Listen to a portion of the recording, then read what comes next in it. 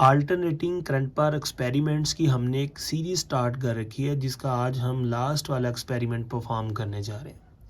ये मेरे पास RLC series circuit है, ये कैपेसिटर है, ये इंडक्टर है, ये रजिस्टर है और ये आप उसका ग्राफ देख सकते हैं। इसको बोलते हैं RLC सीरीज सर्किट। ये मेरा मोबाइल है जिससे मैं अल्टरनेटिंग करंट दे सकता हूँ इसको वायरलेस कनेक्शन के ज़रिए, और इसकी फ्रीक्वेंसी भी मैं वेरी कर सकता हूँ। ये मेरे पास मीटर है, अगर मुझे वोल्टेज मेजर करने की ज़रूरत पड़ी तो मैं इस मीटर से वोल्टेज मेजर करूँगा। तो आज हम देखते हैं कि RLC सीरीज सर्किट की क्या प्रॉपर्टीज़ होती हैं एक्सपेरिमेंटली। तो सबसे पहले मैं इसको एक करंट देता हूँ जिसकी फ्रीक्वेंसी होगी 1952। आप देखिए बल्ब की रोशनी 1952 पर बहुत ज़्यादा है। इसमें से डेफिनेटली करंट ज़्यादा है तो इसलिए इसकी रोशनी ज़्यादा है। मैं फ्रीक्वेंसी 1952 से बढ़ा के देखता हूँ। तो फ्रीक्वेंसी 1952 से ये देखिए मैं बढ़ा रहा हूँ।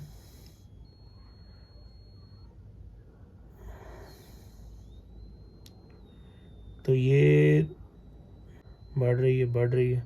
तो आप देखिए जैसे जैसे फ्रीक्वेंसी 1952 से बढ़ रही है तो बल्ब की जो रोशनी है वो कम हो रही है। मैं फ्रीक्वेंसी 1952 पे लेके जाता हूँ तो आप देखिए बल्ब की जो रोशनी है वो बहुत ज़्यादा है। अगर फ्रीक्वेंसी 1952 से कम करते हैं तो आप देखें अगेन बल्ब की रोशनी जो है वो कम होना शुरू हो गई है। तो फिर 1952 की तरफ जाता हूँ तो फिर रोशनी बढ़ती है। जब 1952 से आगे हम जाते हैं तो फिर बल्ब की रोशनी कम होती है। इससे ये पता चला 1952 इसकी पसंदीदा फ्रीक्वेंसी है, उस पर करंट इसका मैक्सिमम होता है, इसकी इम्पीडेंस जो होती है मिनिमम होती है, जिसकी वजह से बल्ब की रोशनी बहुत ज़्यादा आती है।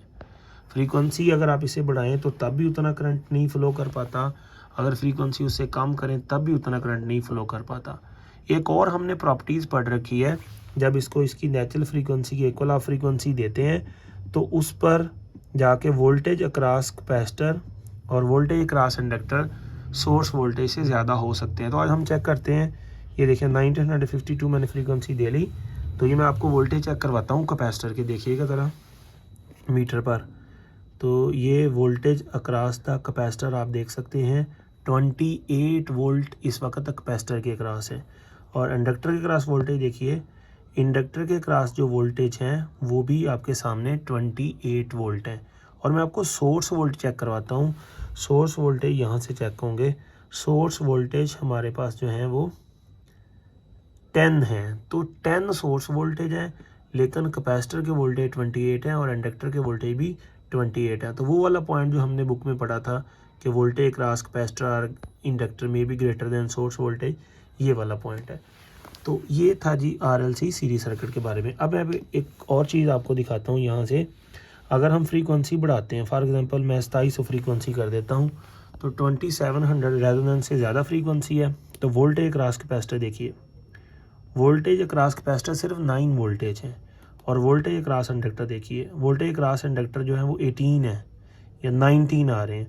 इसका मतलब अगर फ्रीक्वेंसी रेजोनेंस से ज़्यादा है तो फिर इंडक्टर के क्रॉस वोल्टेज ज़्यादा होते हैं, कैपेसिटर के क्रॉस वोल्टेज कम होते हैं। अब मैं फ्रीक्वेंसी को रेजोनेंट फ्रीक्वेंसी से कम करता हूँ, तो ये मैंने रेजोनेंट से कम कर दी, ये देखिए इतनी कर दी। इस फ्रीक्वेंसी पर जाके हम चेक करते हैं। इस फ्रीक्वेंसी पर ये देखिए वोल्टेज अक्रॉस कैपेसिटर जो है आपके पास 14 है और वोल्टेज अक्रॉस इंडक्टर हमारे पास 7 है। इसका मतलब लो फ्रीक्वेंसी पर कैपेसिटर के वोल्टेज ज़्यादा होते हैं और इंडक्टर के कम होते हैं, और रेजोनेंस फ्रीक्वेंसी पर जाके दोनों के वोल्टेज बराबर होते हैं और वो वोल्टेज सोर्स वोल्टेज से ज़्यादा हो सकते हैं। नेक्स्ट वीडियो में हम आपको RLC पैरेलल सर्किट के बारे में बताएंगे।